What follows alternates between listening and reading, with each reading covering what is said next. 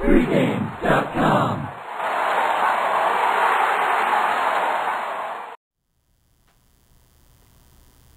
The NBA Finals have arrived Tuesday night, Game 1 between the Miami Heat and the Oklahoma City Thunder. Thunder laying about 5, the total 195.5. And Brian, as we break this one down, felt Oklahoma City really grew up in Game 3 at home against San Antonio. After being knocked around in Game 2 pretty good by the Spurs, they grew up in that Westbrook. They finally got him to buy into passing the basketball. And on the defensive end, the great move of putting Cephalosha on Tony Parker, which really disrupted Tony Parker's game. Yeah, anytime you could probably outcoach Pop, you're doing a pretty good job. And Oklahoma City really did a good job in that series. Just keep it going. They're calling for you, see? They want to know you play already.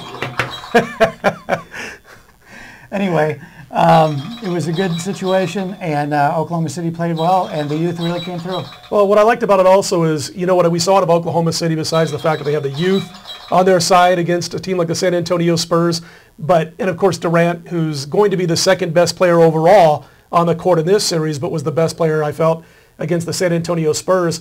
But they showed how quick and athletic they are, because they weren't always in position on the defensive end of the court against the Spurs, even in the final 4 games in which they won all 4. But they were so darn fast at being able to get back into place, even when they were out of space and out of position. Before the Spurs could catch on what was going on, they were able to make that quick move, especially on those pick and rolls, which ate them up in Game 2. I think that was Greg Popovich calling it. He's the first person that ever said something negative about him, I think.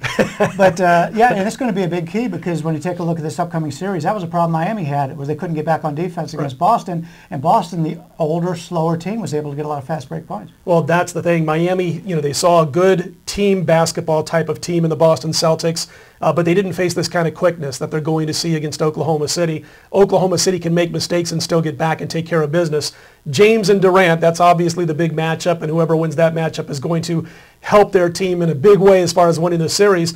Wade and Chalmers, I think, are going to switch off a little bit on Westbrook. I think you're going to see Chalmers and Westbrook head-to-head a little bit more. Wade's a little bit bigger than Westbrook, and if I'm on the other end of the bench and I'm Eric Spoelstra, I'm trying to get some one-on-ones with Wade matched up against Westbrook on a couple of picks and try to use that size advantage. Yeah, it makes a lot of sense. And we'll pick the game right now. I'll tell you who I like. I like the favorite in this game. And what I normally like to do is, if a team is forced to go to a 7-game series, obviously they don't have as much practice time, they don't have as much rest. I mean, granted, Miami's still a pretty young team, but it's a situation where Oklahoma City's done. They played the tougher opponent. They were a big underdog in that series, 2-1 underdog at one point, and they win that game. Their confidence is up. They've got some time to rest. Now they're playing Miami, and Miami coming right back against this. And it's funny, because the line came out 4.5. I thought, that's awful strange. I did not bet it at 4.5. I made a mistake. It's up to 5 now.